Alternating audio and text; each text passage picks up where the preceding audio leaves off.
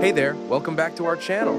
Today we're going to demonstrate how to use MiLA Structure 2024 to model a structure. So, without further ado, let's get started. First things first, open a new project. Give it a name that resonates with your structure and hit Create once you're done.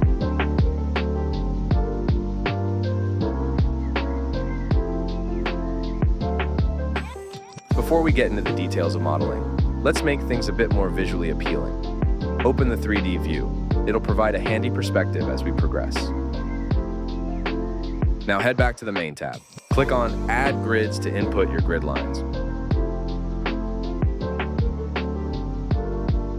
If the entry is invalid, the blanket will change to a red color.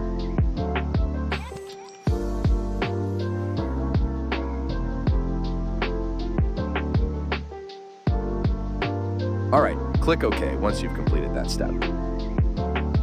Creating a subgrid is as simple as clicking on either Offset In or Offset Out and selecting the desired grid line.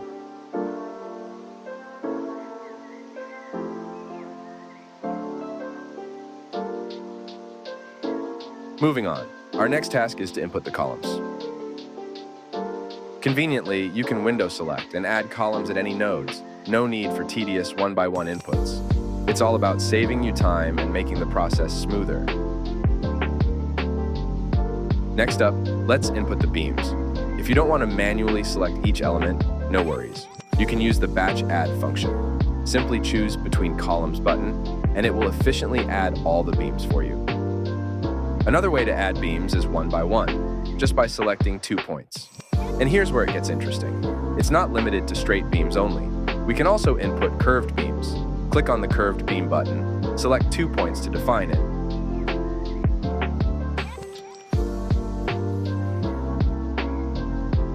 And if needed, you can easily adjust the curvature under the Properties palette.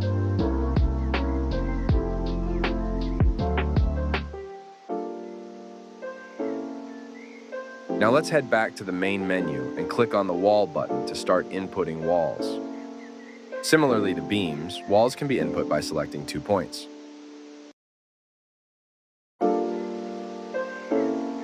Next, we'll input the slab. To make your modeling journey even smoother, we've got a handy feature, a button to batch add slabs in all bounded areas. Once the slabs are added, you have the flexibility to select and delete any slab that you don't want. And if you're thinking about creating a cantilever slab, it's a breeze.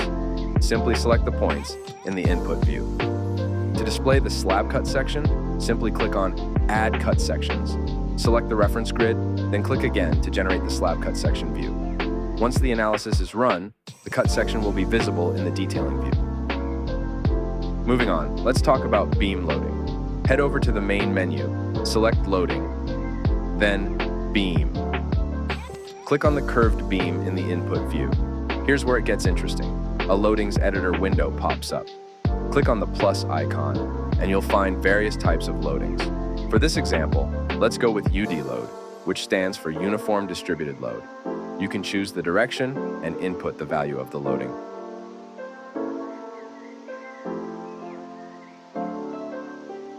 Click OK once you're done editing. Always cross-check with the 3D view to ensure that everything you input is correct. Now, let's input the brick wall loading. Select the beam in the input view. This time, we're choosing brick wall. Here, you can edit its properties. Click OK to create the brick wall. To make the creation of brick wall loading even easier, we've got a nifty feature, the Copy Paste Beam function. Click on Copy Beam Loads, select the brick wall, click Paste Beam Loads. You can now select the beam in the input view to paste the loading. This is incredibly convenient, especially for larger projects with numerous brick wall loadings.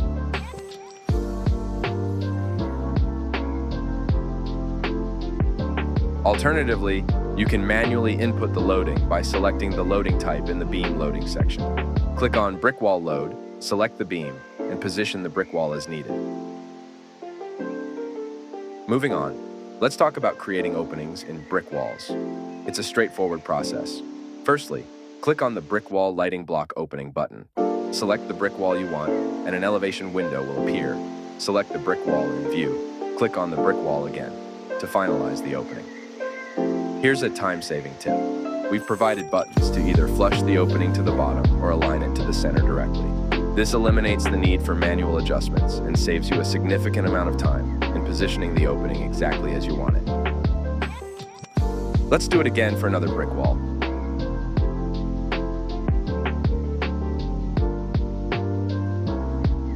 You can further edit the dimensions of the opening from here.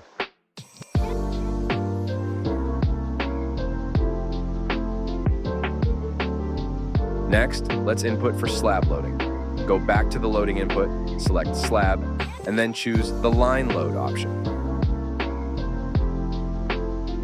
Click on the slab where you want to add the line load, and with a simple click again, you create the line load.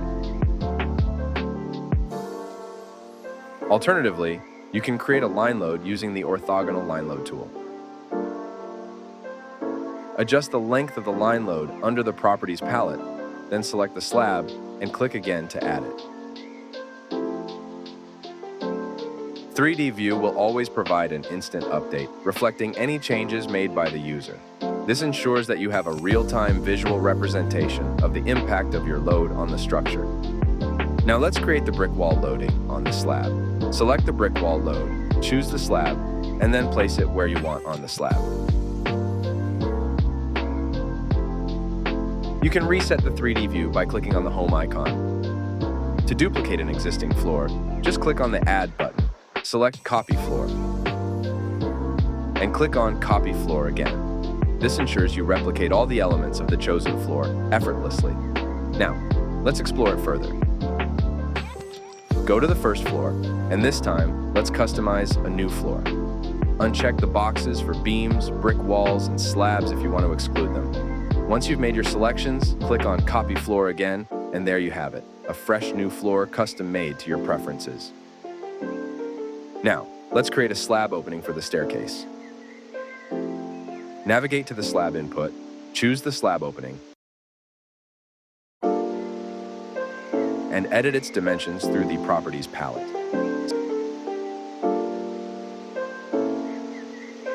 Select the slab and determine the opening's position. The slab analysis method will change when there is an opening.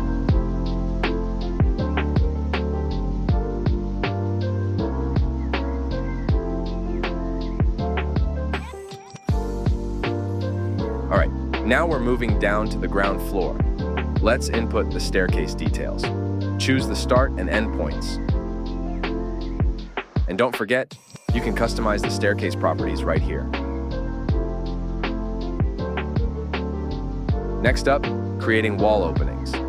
Head to the wall input and click on Wall Opening. Select the wall in input view.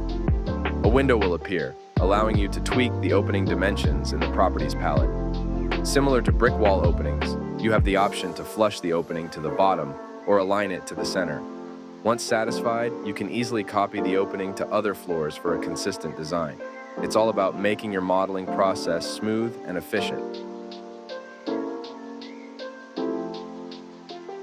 Next, let's move to the second floor to input the slab and patch load, treating it as a water tank loading. Choose the area for the slab, go to slab loading input,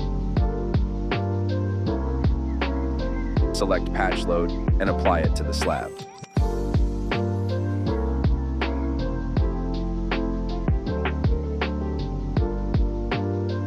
Click on GF in the project tree. This is where you can adjust the floor height.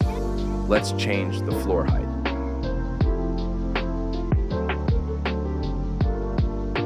Now let's look into the verification section.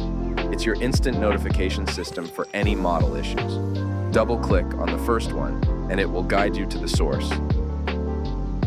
In this case, the height of the brick wall exceeding the top floor. Simply adjust it as suggested by the software. Problem solved. Moving on to the second error, double-click on it. Change the analysis method of the wall to finite element method, and just like that, you've smoothly resolved potential issues with the help of the software. All right, we're almost there. Now, to give our model some symmetry, navigate to the main tab, select Grid, and then Mirror. Pick the outermost grid line, and there you have it.